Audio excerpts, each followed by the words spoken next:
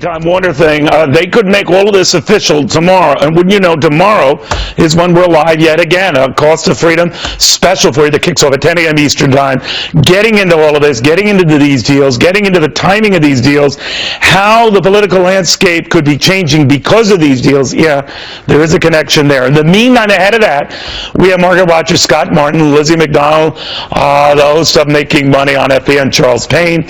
Charles, begin with you. What is driving this? It can't be just a sort of a flukish confluence of events. What's happening? No, it's not flukish. It's been long in the coming. You got old companies with a whole lot of money, but they're not prepared for the new era. They're not prepared for how millennials watch TV and consume their media.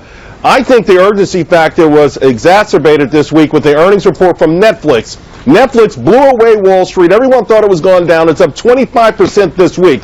The ultimate goal right now is not only to have content, but to control the pipes with that content. That's the ultimate merger. By the way, late today, around 3:30, Twitter took off again, trading huge amount of volume on the idea that maybe SoftBank will make a bid for them. So this is the wild, wild west in the media world because there's a new way of people consuming media. Everyone understands you've got to have content and the pipes.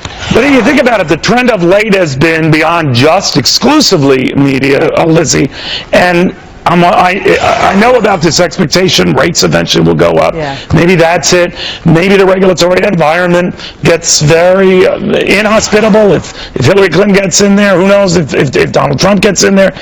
But if you ever see anything like this, what is accounting for it? Yeah, you're right. You've never seen anything like this. And I think what's accounting for it, too, is everything that Charles Payne just said. AT&T has seen a lot of churn, meaning its customers have been turning over a lot. And it needs to keep those customers in-house. Millennials are watching content more than ever on mobile devices. And, you know, that's why Google and Apple were thought to be circling around Time Warner as well. Apple's head of media content likes HBO's Game of Thrones. They've also have the Warner TV and movie studios as well. So you're right about that. The regulatory environment, maybe get in the door fast when the antitrust guys aren't basically copacetic to deals like this. Also, Neil, watch this. Borrowing costs remain pretty low in the bond markets. AT&T does have about $119 billion in debt versus anywhere from between $5 billion and $7 billion in cash on the balance sheet. They're going to have to do a lot of debt financing or some kind of capital raise here to pay for this deal. It could add $85 billion to AT&T's balance sheet if it does this deal. You know, Scott Martin, I think a lot of this is just driven by the expectation that these guys see rates going up, maybe prohibitively so, and they're striking while the iron's hot. And if the smart money, whatever you want to call that, is saying, or like pounce we still can, usually that presages something either bad or a correction or, you know, every major market hiccup has been preceded by, among other things, events like these. What do you think? I agree. I mean, you tend to see this flurry activity right before the party ends. You know, you get your drinks in and then the lights turn off, and that's kind of what I see going on here. You're right, Neil. Interest rates are very low. Cash is cheap. Cash is on sale. But I think another thing is at play here, guys. I think it's the politics situation. I think it's the fact that we can pretty much assume that Hillary's going to get in. It's going to be a very tough regulatory environment and maybe a very unfavorable tax environment. So if you're a company that's looking forward, you're going to try to get these deals in now, buy that growth, because going forward you may have a tougher environment in which to work. Therefore, you've got to buy your customers to grow, not just grow beyond them. You know, Charles Payne, we're monitoring Donald Trump speaking in Pennsylvania, a must-win state for him. The math looks prohibitive for him. I'm not going to dip into this. I am getting your gauge. He has a very different view on corporate America and dealing with this sort of stuff, keeping taxes low across the board. Some argue he's a bit of a protectionist, and that could be a problem too. But is the market handicapping not only a Hillary Clinton win, but that it would be a much tougher regulatory environment, let's say, versus a President-elect Trump? There's no doubt it would be much tougher. I mean, look at what President Obama has done.